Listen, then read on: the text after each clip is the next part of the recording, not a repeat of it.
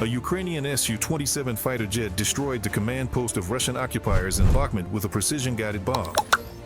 According to Ukrainian military personnel, the enemy had only recently managed to deal with the aftermath of the previous two strikes. Based on intercepted communications, the attack was quite effective. And in the Lyman direction, Ukrainian soldiers discovered and destroyed the position of so-called Russian drone operators who were shelling defense force positions using fiber-optic-controlled UAVs. As a result of a precise strike, the enemy's shelter was blown up, and the operators who tried to escape the position on a motorcycle were eliminated as well.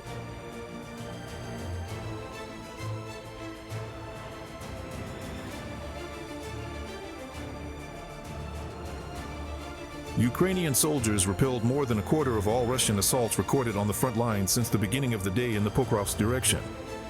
Military experts note that the fighters are not only holding the defense steadfastly, but are also successfully counterattacking.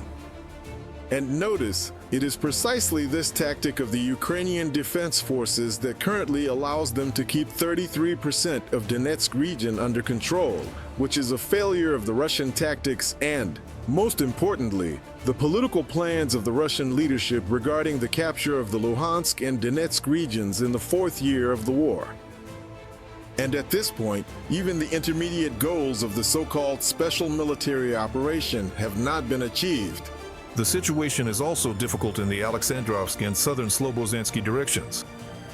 There, since the beginning of the day, according to the General Staff of the Ukrainian Armed Forces, Ukrainian soldiers have repelled more than 30 Russian assaults in total. They even tried, in the Alexandrovsk direction, to attack with columns. Everyone knows perfectly well how that turned out. The column didn't make it through, because the mechanized component today, to be honest, just doesn't play the same role it did a year ago, let alone 2 years ago. Today, there's little air support. Drones have completely taken over this HM, part of both the attacking and defending forces. That's why, dead zones for vehicles are now basically guaranteed. Ukrainian paratroopers posted an epic video of clearing out tree lines from Russian occupiers at full speed. They note that even when assault troops run out of ammo during an airdrop, they still keep firing at the enemy with their rifles and even with shotguns. The result is a completed mission and a secured tree line, plus footage shot by a reconnaissance drone. Ukrainian soldiers are also clearing out destroyed buildings from Russian occupiers. For example, Special Operations Forces fighters eliminated a group of Russians, preventing the enemy from advancing in the Kupiansk direction. Aerial reconnaissance helped to spot the enemy, and an assault group carried out the operation to eliminate them. The UAV operators note that, of course, they mostly hunt for enemy equipment.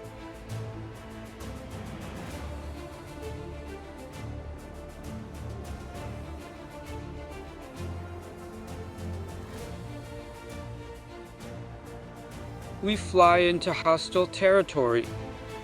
We fly into areas where the enemy is entrenched. Our top priority targets are artillery guns, then MLRS, and tanks. Grad systems, tanks, T-90s. The Ukrainian Defense Forces eliminated 1,020 Russian servicemen over the past day. Thus, the total losses of the Russian army have exceeded 1,119,000 people, according to the General Staff of the Armed Forces of Ukraine.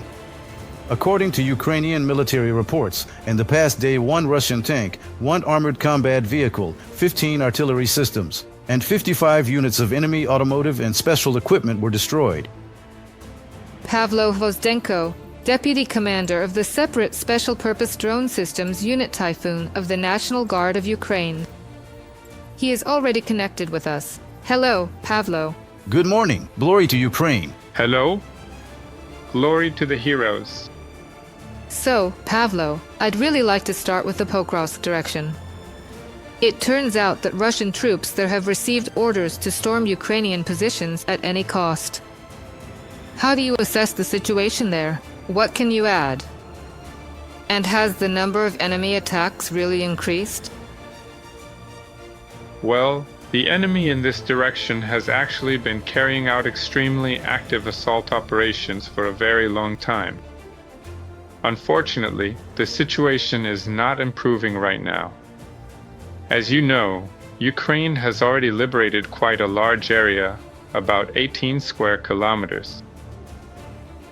And these actions are ongoing because we have no intention of giving up our land to the enemy. So, just as there are active assaults from the enemy, on our side there are also serious countermeasures, which are having their effect. That's how it is. But overall, the enemy is acting very actively, deploying a large number of drones, bringing in heavy equipment, and of course, using their tactic of infiltrating with small groups. In other words, they keep doing this to minimize their losses. Nevertheless, as we can see from the statistics, every day a large number of enemy personnel are being eliminated by our defense forces.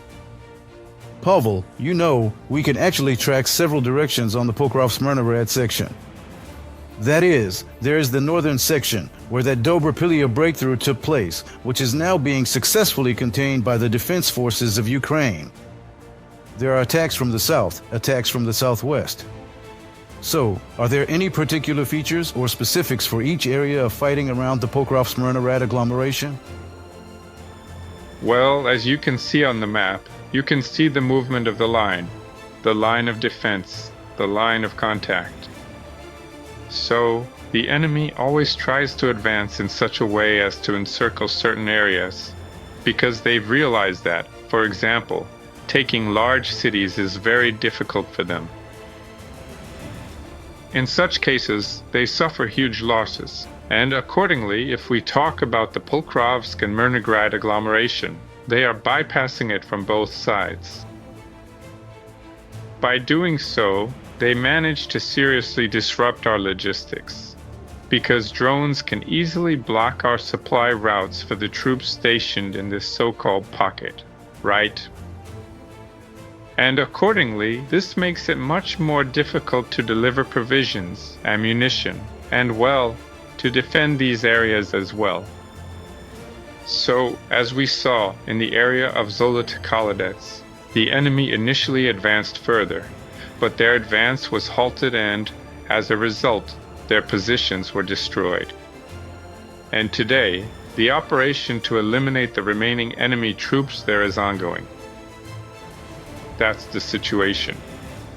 So, basically, they want to move this way in most areas, because they see that this tactic generally allows them to disrupt logistics and, as a result, weakens our forces that are trapped in these pockets. So, well, I would say that the tactics are pretty similar overall. It's clear that the tactics are similar, regardless of the direction they're used in. But I also want to point out that the enemy is, of course, actively using the terrain, all sorts of structures, and spoil heaps that are present in the area, and they're taking advantage of that. Yes, as we've seen, in this case there haven't been any such advances, but for example, in the Kupiansk direction, the enemy was actually moving along pipelines.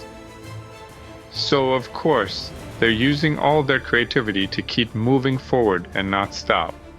Subscribe to UATV English and stay updated on the most important events, top news from Ukraine and all over the world, in-depth analysis, exclusive reports and interviews, all on hand in our channel. Join our community of viewers and stay tuned.